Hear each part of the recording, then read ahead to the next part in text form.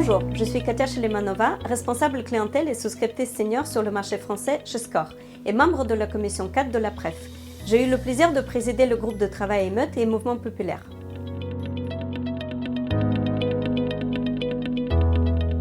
Les pertes assurées découlant des troubles sociaux dans le monde ont significativement augmenté ces 10 dernières années.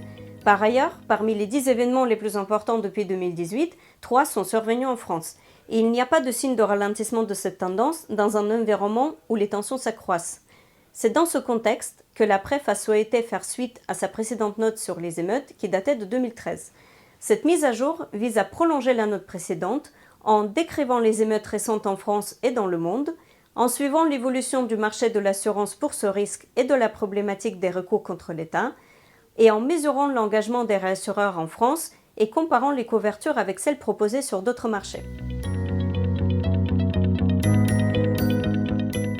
Un grand merci à tous ceux qui ont contribué à cette note. Arthur Dutel de Swiss Re, Steve Petit-Lamy de Liberty Mutual Re, Fuyun Schenk de Swiss Re, Héloïse Ivroux qui était à l'époque chez Swiss Re, Thomas Chapuis de Monceau Assurance, Elena Galeotte qui était à l'époque chez Mapfre Re, Philippe Gasca d'AXA XL Re, Eric Escoffier de Guy Carpenter et William Sabat de AXA XL Re. Malgré les modifications dans les traités de réassurance français lors du renouvellement 2024, les capacités apportées par les réassureurs pour couvrir le risque des émeutes et des mouvements populaires restent très conséquentes. Ces capacités sont par ailleurs proposées à un niveau de rétention très protecteur pour les cédantes françaises. En effet, la pratique de couvrir les périls non naturels par événement dans les traités de dommages aux biens par risque est assez unique. L'incertitude juridique entourant la possibilité d'un recours contre l'État et l'absence d'une définition légale de la notion d'émeute contribuent à rendre le risque difficile à appréhender.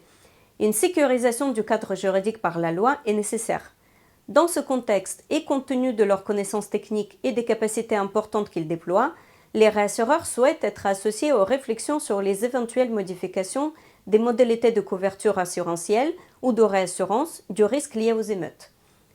Nous vous remercions pour votre attention et nous vous souhaitons une très bonne lecture.